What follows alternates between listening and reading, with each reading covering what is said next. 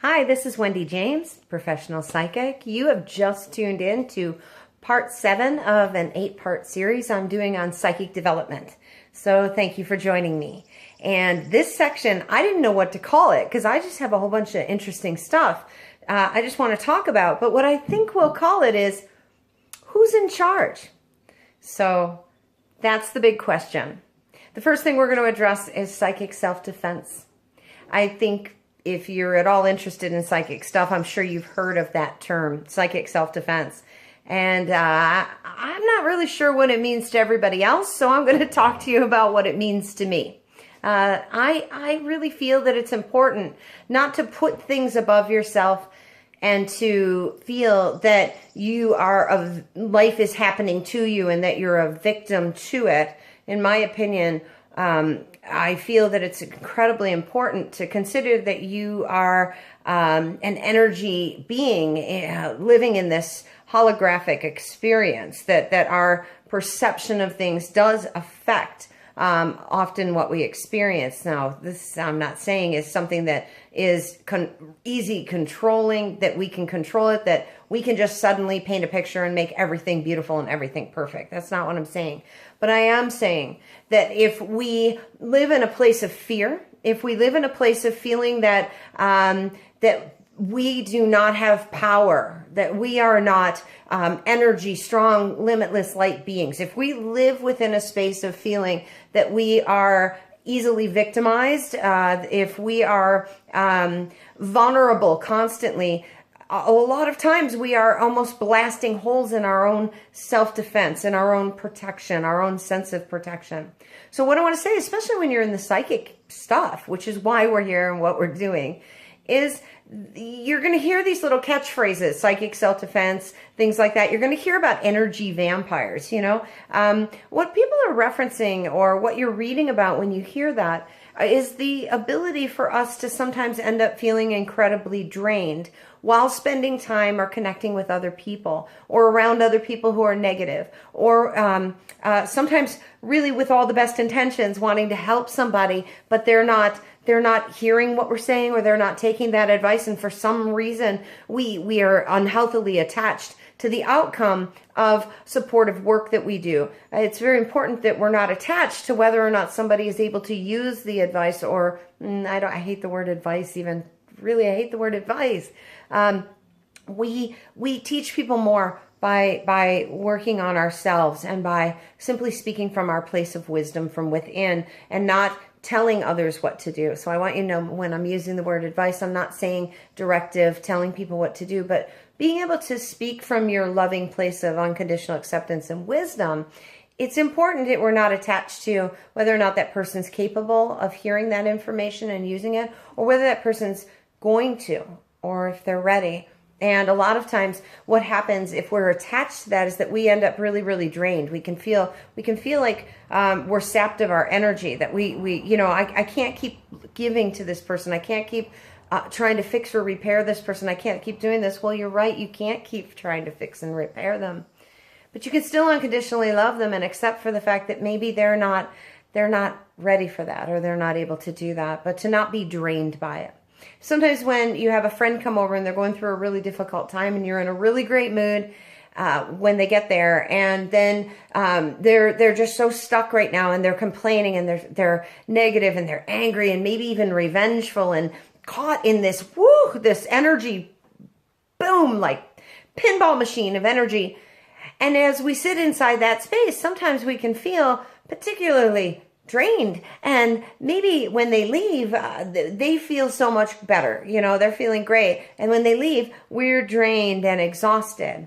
And this is what people talk about when they say psychic self-defense. It's not about others trying to swoop in and eat our minds, or attack us viciously through energy work. Though I will say there are people that do that. There are people that actually send out hateful crap. They send it out. They vibe at it. They throw it out there. It's important that we don't feel that we need to absorb that, or that we need to react to it, or that we need to defend against it. It's not worth our expansion of energy. It's important that we recognize that unless we let it in. The power of knowing a curse is there is the vulnerability that creates and the patterns and the lore that can create a terrible cycle. Again, sort of if we're the programmer of our own holographic experience or our collective universe here, if all of us are in that, if we are constantly bombarded from a place of fear or being affected by others or they're sending their negative energy or I'm picking up on their negative stuff, well, that then if we are wrapped up into the capability of that and letting that steal from a sense of harmony and understanding that anything that is sending out vibrations that are not of loving intention is in chaos itself. Anything that is trying to control, overpower, and damage us or them or energy out there, just that ripple of hatred and fear and damage. It's incredibly important for psychic self-defense to understand that we don't have to be toxified by that, nor weakened, nor drained or vulnerable to. And it's important, it's okay to identify other vibrational things that are happening. It's okay to identify what's going on out there. On the other hand, to feel that somewhere inside that space that we are vulnerable, that it can get us, that it can hit us, that it can stick to us, that it can take from us, that it can hurt us, it is damaging just to even let in. And I'm not saying not to be a realist and to understand that we can't trust everything we hear, and that we have to tune in to, say, being wary of negative people or negative energies for that matter. Yes, but on the other hand, to have them, when you notice them, sort of that you have enough baffins in your self to be able to feel it, sense it, let it, there it is, that's that. But I'm not going to let that come in, and I'm not going to let that affect me. And it's the same, say, if people are opening up to mediumship, or you've got energy in your household, and I'll even go so far as to say there's a ghost or an apparition, and you don't want it there. It's the same as having a stranger come hang out in your house and chill out and be sitting on your couch, you wouldn't let that happen, or you'd introduce yourself to them and you'd try and find out why they're there, right? If you can help them, you might let them stay and you might serve them a good meal. It's the same with spirits and working with energies, and for that matter, even our own beliefs in gods and goddesses and all of these things, is that it's also about feeling in control of the balance of energy and how much energy we're giving to things and how much we want to invest in time to learn or be in lesson or to be experiencing. And that it is not, we don't need to have these things come and land in our experience and then not leave or menace with us or bother us or won't go away. So very similar to having a stranger just suddenly walk into your house, your home, your life. I'd say that if you are working with all kinds of energy, any kind of energy, is to assess if you're finding this to be a positive vibrational experience for yourself, or you're learning something that you need to learn. But if you don't like it, it's your job to decide, I'm not into this, get out, or I'm not playing this game, or I'm not vulnerable to this. I have healthy boundaries. I'm putting out some boundaries. I'm not doing it from fear. I'm doing it from a sense of empowerment. I'm radiating, I'm elevating my energy enough to not be drained or brought down or sapped of my own incredible strength or balance based on anything outside of myself. The stronger balance, the bigger power is right inside. So psychic self-defense is not about on guard, I need to be worried. It's about who's in charge. Who's in charge of the flow of my own sense of security, safety, balance? And I am not going to react or send or empower or be damaged by energy work or things that are inflicting on me the same as my own personal boundaries in my personal life, in my personal space, my physical being. So that's psychic self-defense, and not to be afraid, not to be overwhelmed by that. Another thing that's really important to know is that, I don't want to be psychic all the time.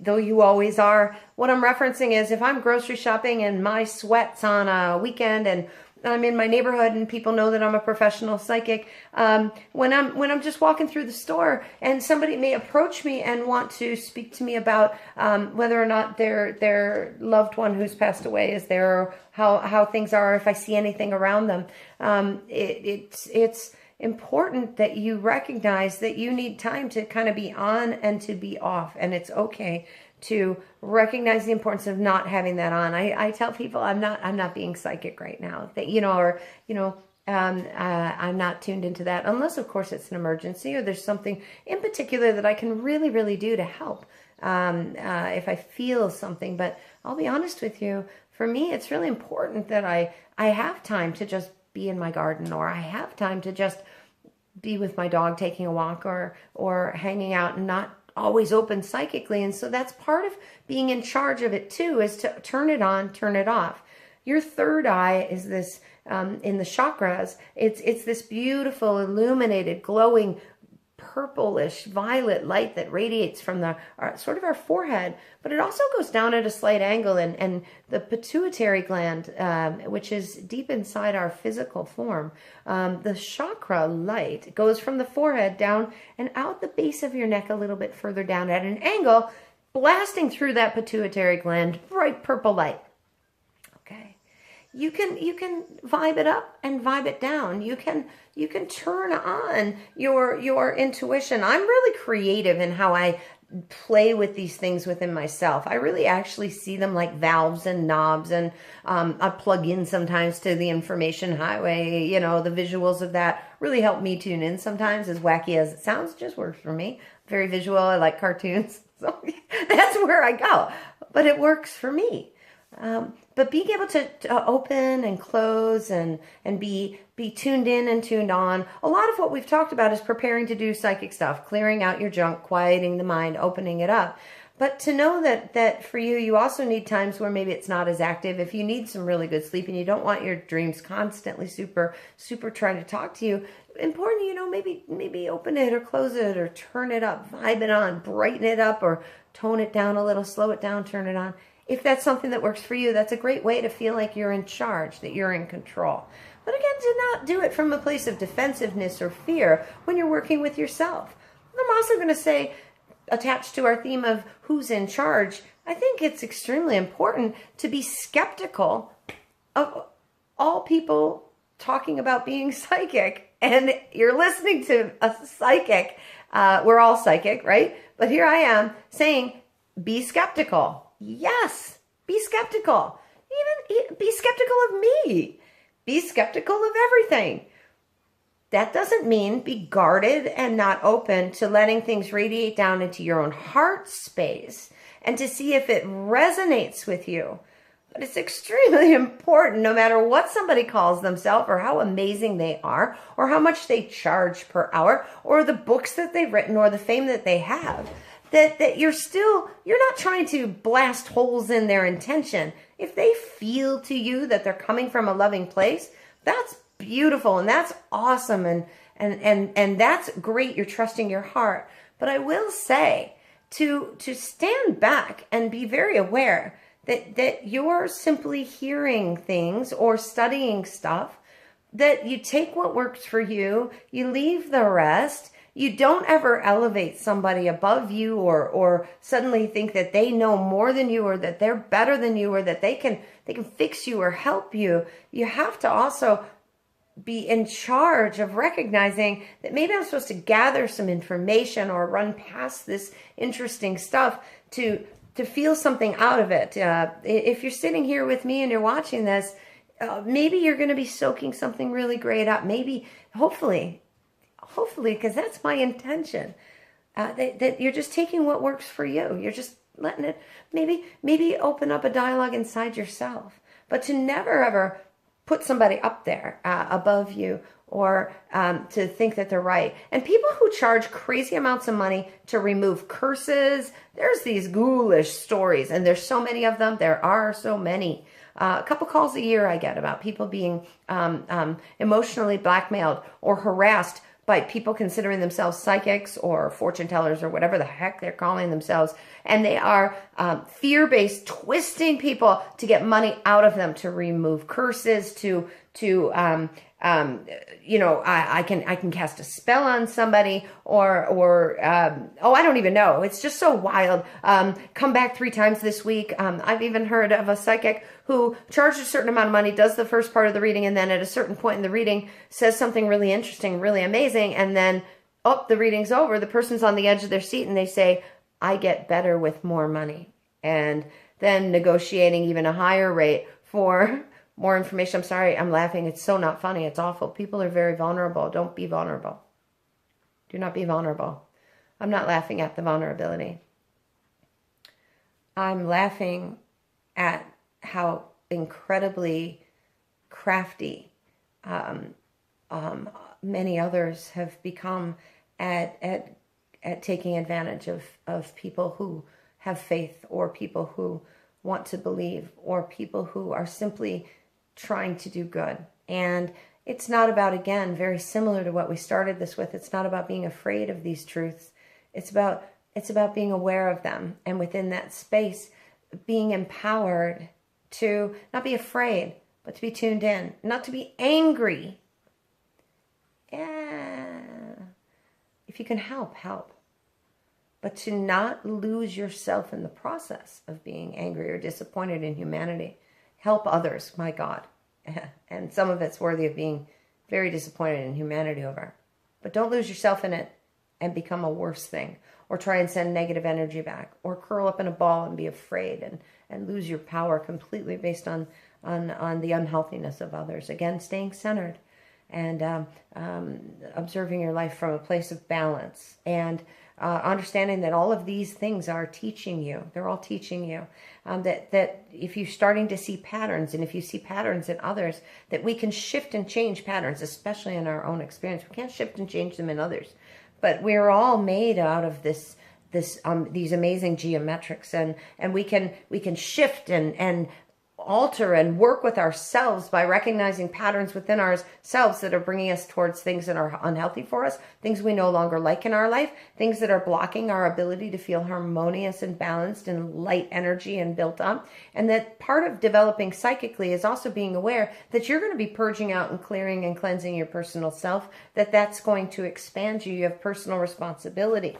I really have to say, you're going to have your own issues, your own stuff bubble up while you're developing psychically. You're going to have old memories kind of come to the surface after a while. It's not that they're here for you to re-feel. What they're here for is for you to observe from neutrality, finally. You're going to observe from a place of finally being able to see it and to understand what the story of it was, and what you learned from it, and how you are better for it. And that you'll learn to forgive yourself, you'll learn to let go, you'll learn to forgive others. As you develop psychically, this naturally happens.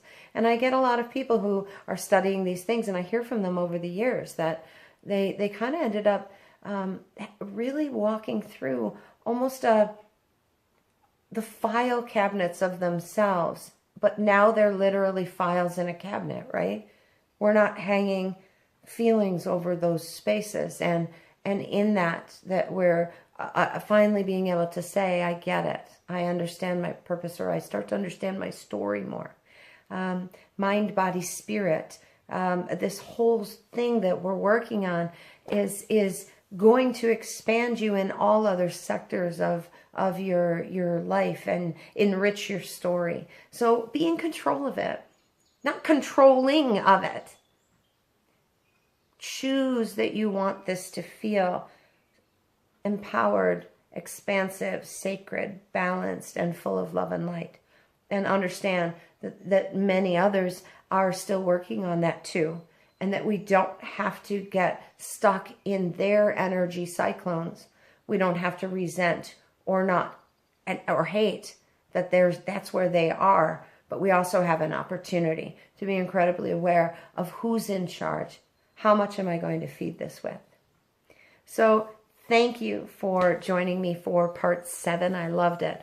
In part 8, it's the end of our story. In part 8, we're going to talk about all kinds of different tools, tarot, runes, pendulums, crystal balls, things that you can use, tea leaf readings, animal medicine stuff. We're going to talk about that. We're just going to tap into, now that you've kind of gotten this far through these kinds of studies, now you can start to really tap into whether you want to work on what kind of things to enhance it if you do want to use tools, or if you want to go into mediumship or something like that, or I don't know where you want to go with your psychic self or while you're developing.